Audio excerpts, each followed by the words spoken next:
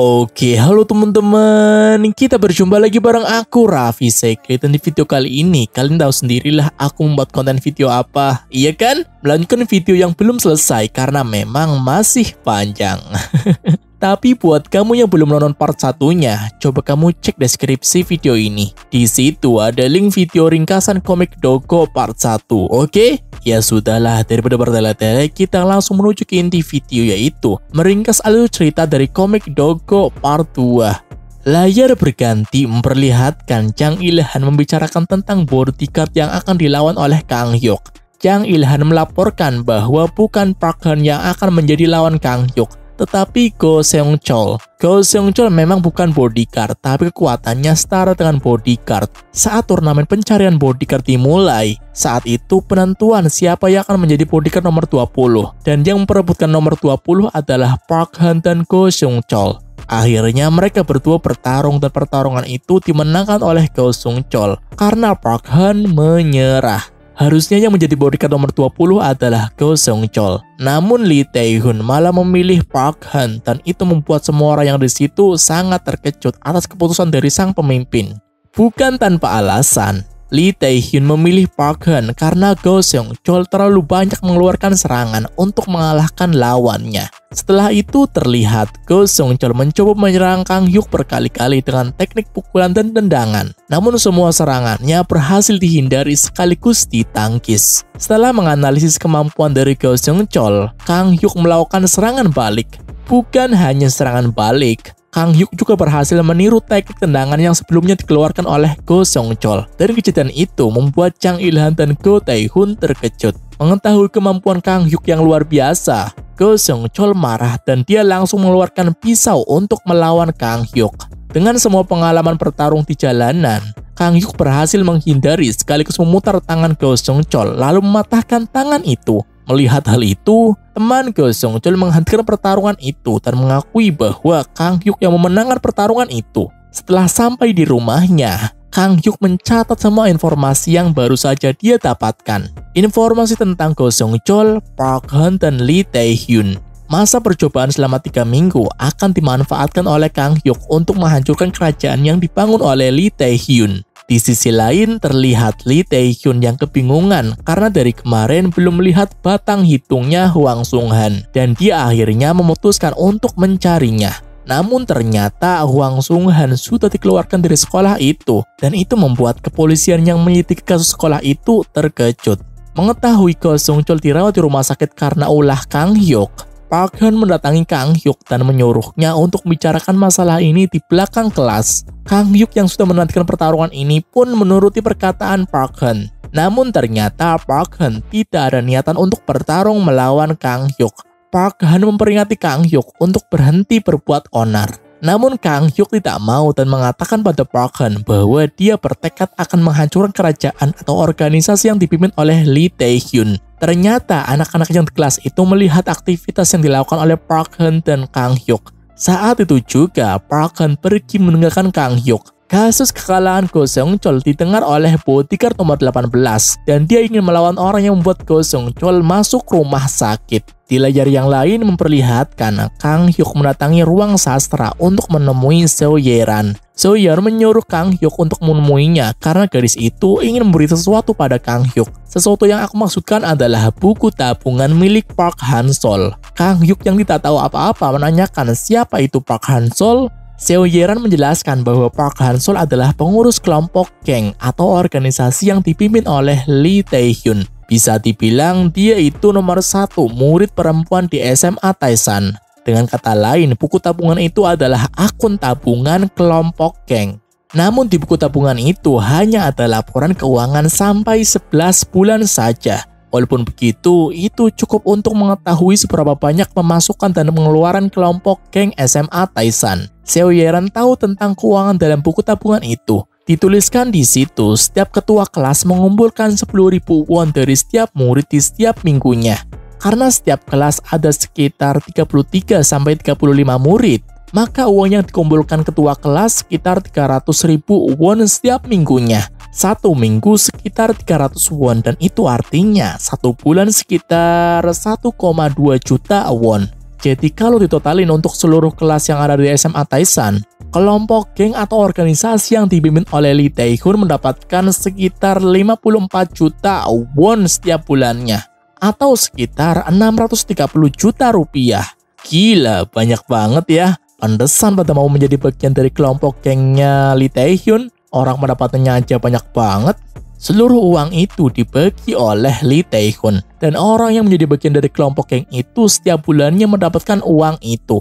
Setelah dibagi rata, tersisa 5 juta won. Namun Seo Ye-ran tidak tahu uang itu lari kemana.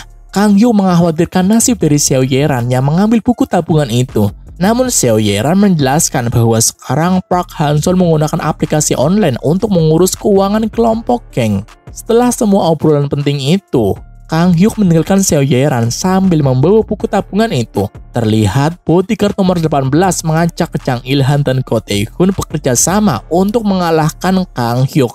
Awalnya mereka berdua ragu, tapi karena didesak oleh bodyguard nomor 18, mereka akhirnya mau menuruti perintah dari lelaki itu. Lelaki itu atau bodyguard nomor 8 itu bernama Yoo Suk-hyun, dan dia ingin bertemu dengan Kang Hyuk. Mendengar hal itu, Kang Hyuk malah senang karena dia ingin menghancurkan para bodyguard. Ternyata Yoo Suk-hyun mengajak bodyguard nomor 19 untuk ikut menghabisi Kang Hyuk, hendak menuju ke lokasi yang ditentukan. Secara mengejutkan, Jang Il-han melempar tanah pada kepala Kang Hyuk, dan seketika itu bodyguard nomor 19 yang bernama Han Do-sol menendang Kang Hyuk tepat mengenai kepalanya hingga Kang Hyuk terjatuh. Yoo Suk-hyun yang memegang tongkat baseball itu menyuruh Ko Tae-hun dan Jang Il-han untuk memegang kaki Kang Hyuk. Namun mereka berdua terkejut karena menurutnya itu terlalu berlebihan. Saat itu juga Kang Hyuk memperingati Yoo Suk-hyun dan Han Do-sol untuk minta maaf karena membuat Kang Hyuk marah. Tetapi mereka berdua malah menertawai Kang Hyuk. Layar yang lain memperlihatkan Park Han menjenguk temannya yang bernama Go Sung-chol. Dia juga memberikan seluruh uang tabungan hasil menjadi bodyguard geng pada Go Sung-chol untuk pengobatannya selama di rumah sakit. Ternyata mereka berdua teman dekat. Makanya saat Park Han menyuruhnya atau meminta bantuan dari Go Sung-chol untuk melawan Kang Hyuk, dia tidak menolak sama sekali. Kembali ke pertarungan antara Yoo Suk-hyun dan Han Do-sol versus Kang Hyuk. Yoo Suk-hyun hendak memukul Kang Hyuk dengan tongkat baseballnya. Namun Kang Hyuk berhasil menghindari pukulan itu. Bukan hanya itu, Kang Hyuk juga berhasil menendang kaki Kang Hyuk hingga ia terjatuh. Melihat hal itu, Han Do-sol dan Yoo Suk-hyun maju bebarengan untuk menyerang Kang Hyuk. Pengalaman bertarung mereka berdua sangat jauh berbeda dengan Kang Hyuk. Kang Hyuk memukul jakun Yoo Suk-hyun dan menendang paha Han Do-sol. Sekarang Yoo Suk-hyun sangat marah dan dia membuang tongkat baseballnya karena dia ingin membunuh Kang Hyuk menggunakan tangannya sendiri. Dengan segala strategi yang ada di pikiran mereka, Yoo Suk-hyun dan Han Do-sol sekali lagi bersama-sama menyerang Kang Hyuk. Namun serangan mereka berdua dengan mudah di-counter menggunakan tendangan dan pukulan. Melihat hal itu, Jang Il-han dan Ko Tae-hun sangat terkejut tidak menyangka bahwa kemampuan Kang Hyuk sehebat itu. Setelah dua orang itu terkapar, Kang Hyuk mengeksekusi mereka dengan memukul pinggang Han Do-sol hingga retak dan melakukan sesuatu pada Yoo Suk-hyun yang tidak diperlihatkan. Kang Hyuk melakukan itu supaya mereka berdua masuk ke rumah sakit dan tidak mengganggu Kang Hyuk untuk menghancurkan kelompok geng SMA Taishan. Melihat semuanya sudah terkapar pingsan, Kang Hyuk pergi dan mengajak Jang Il-han Ko Tae-hun. Mereka berdua kebingungan karena mereka sudah mengkhianati Kang Hyuk. Namun Kang Hyuk masih mau menjadikan mereka temannya.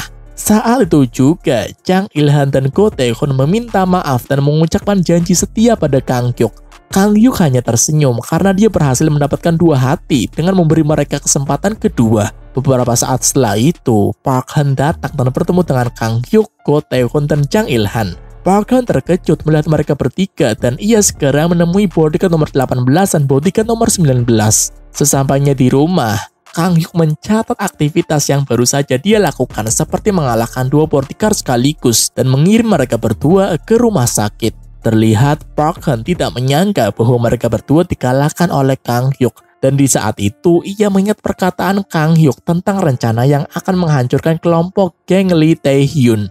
Keesokan harinya, Park Han mendatangi Kang Hyuk dan dia ingin mengajak bertarung. Bukan pertarungan saling mengalahkan, tetapi pertarungan menguji kemampuan. Itu yang dikatakan oleh Park Han dan ucapannya membuat Kang Hyuk kebingungan. Kemudian terlihat Lee Tae-hyun dengan tangan kanannya sedang membicarakan tentang kasusnya Hwang Sung-han. Dan akhirnya mereka berdua ketemuan dengan Hwang Sung-han di sebuah kafe. Hwang Sung-han menceritakan tentang Kang Hu atau Kang Hyuk yang dekat dengan Pyu Tae-jin. Namun Lee Tae-hyun tidak memperdulikan Kang Hyuk ataupun Pyu Tae-jin. Lelaki yang ada di sampingnya sangat marah. Namun Lee Tae-hyun menenangkannya dan dia menyuruh Hwang Sung-han untuk pulang. Ternyata Lee Tae-hyun mengirim anak buahnya yang bernama Jung Hun untuk menghajar Hwang Sung-han karena mengajak ketemuan untuk memberikan informasi yang tidak penting.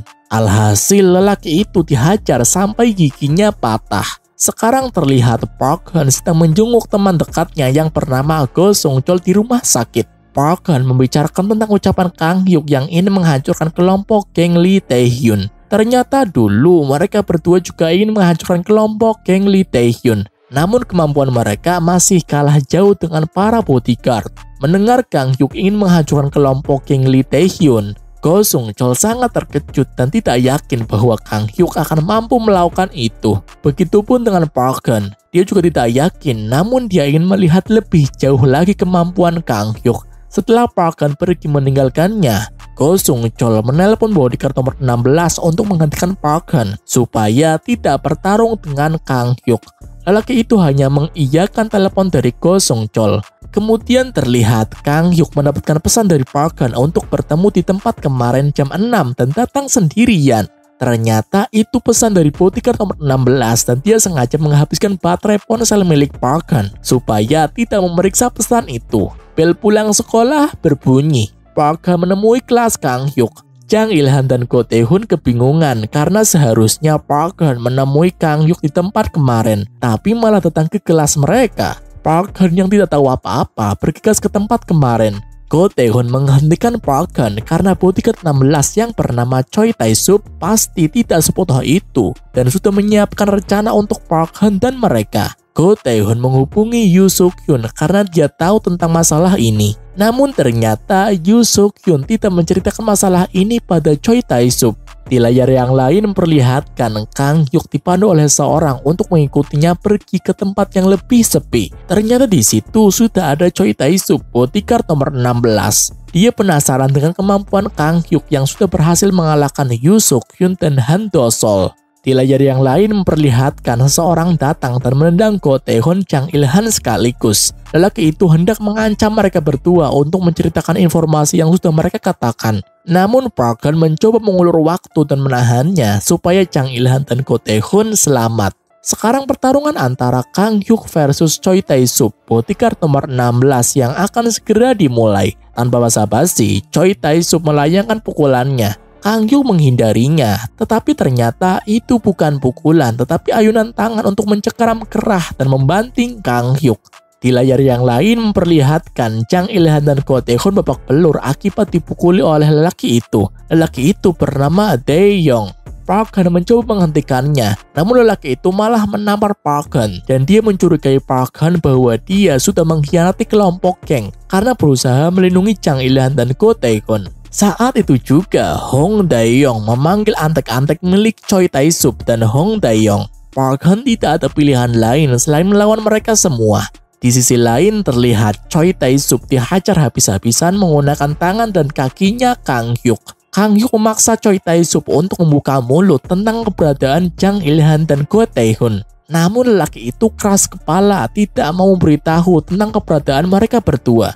Walaupun sudah dihajar habis-habisan, Choi Tae-sup kekeh untuk diam dan tidak ingin memberitahu informasi tentang keberadaan Jang Il-han dan Go Tae-hun. Bersambung. Itulah ringkasan komik Dogo Part 2. Melanjutkan video yang kemarin. Dari episode 16 sampai episode 31. Kapan dilanjutin? Santai, oke? Santai. Yang penting kamu sudah subscribe channel ini dan nyalain lonceng notifikasinya supaya ketika aku upload video baru, kamu tidak akan ketinggalan, oke? Terima kasih sudah menonton video ini. Jika kamu menyukai video ini, jangan lupa like, comment, and share ke teman-teman kamu. Supaya teman-teman kamu itu tahu bahwa channel ini membuat konten yang sangat menarik untuk kita tonton. Sekali lagi, terima kasih sudah menonton video ini. Aku izin pamit, aku Raffi Sekli. Kita berjumpa lagi di next video. Oke?